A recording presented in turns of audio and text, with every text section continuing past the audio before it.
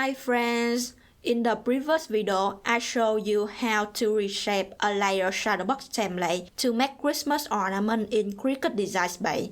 But I know that many are Select users, so today I will repeat the process and show what you can go beyond with Select Studio. So let's go ahead and dive right in.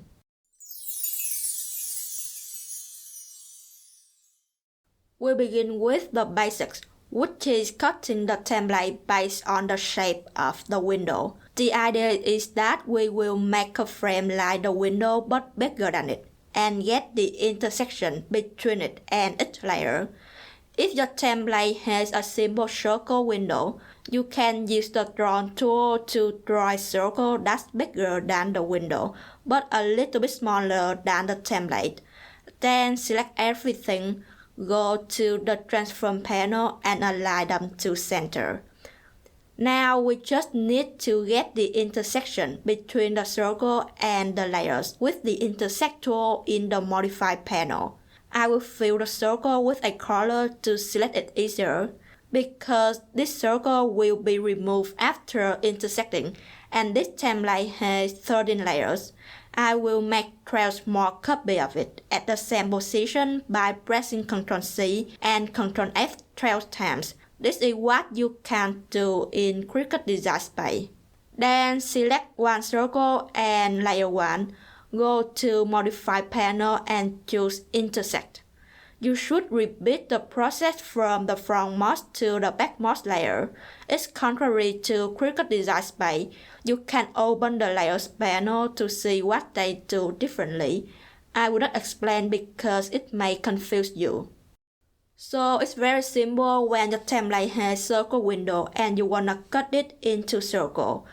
If the template has a more complicated window, you may need some extra steps to cut it based on the shape of the window. For example, I will show you how to cut this template in icon shape. First, we need to create a bigger icon. I will make a copy of layer 1 at the same position by pressing Ctrl C and Ctrl F. Then right-click and choose Release Compound Path to separate path in layer 1. Because I just need the icon path in the center, I will hold the Shift key and click to the icon to deselect it. Then press Delete to remove all the details. Now I have the icon shape and I will make it bigger with the Offset tool. You can adjust the distance as you like and click Apply.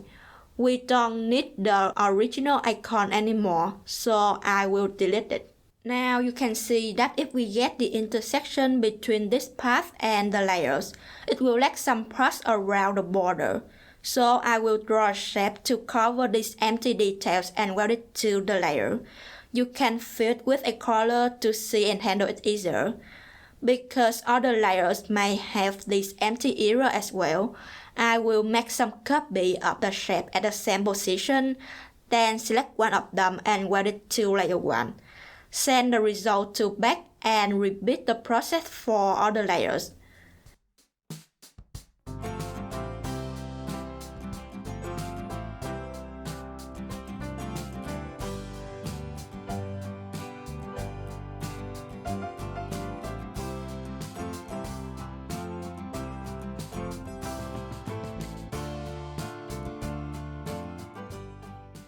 Now all we have to do is fill the icon shape with a color to select it easier.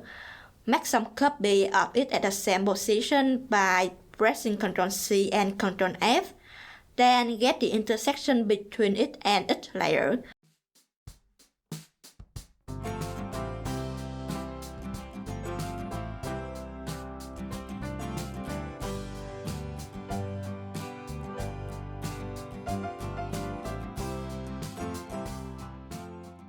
That's how you can cut a layer Shadowbox template based on the shape of its window. Next, we will try to cut the template to other shapes rather than the shape of the window. For example, I wanna reshape this template to a pentagon like a house. So I have two options. First is to change the outer border only, and second is to change both the outer border and the window. For the first option, the process is actually similar to what we did to cut the template based on the shape of the window. One problem you might face is the layers are smaller than the shape to get the intersections. You can simply solve it by select layer 1 and use edit point tool to extend its border. Then make enough frame copies and select one of them to check the intersection between it and layer 1. You just need to repeat the process for other layers.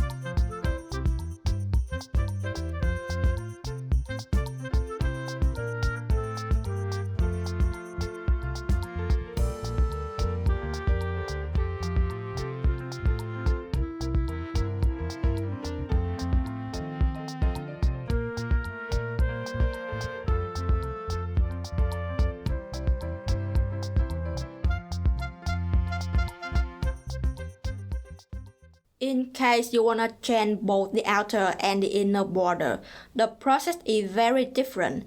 I will not modify the window directly because it's very hard. What I will do is take the parts inside the window and make a new border frame to connect them.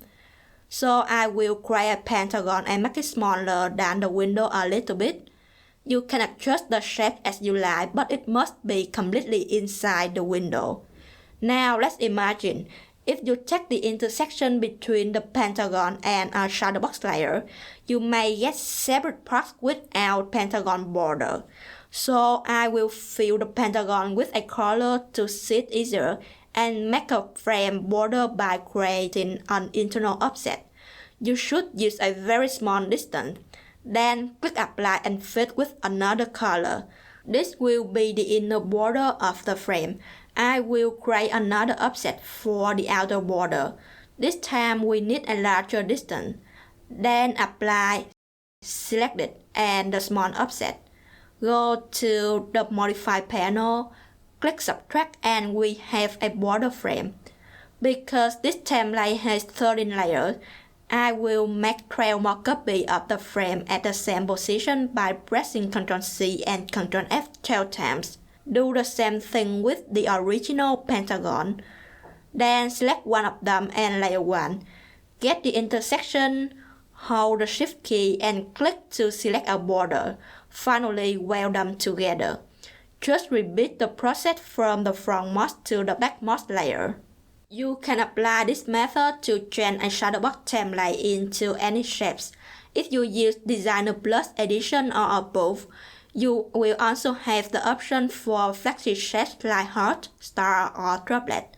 I just have Designer Edition, so I use a polygon to explain the process. You can follow the step with any shape that you like. What's important is to understand the method.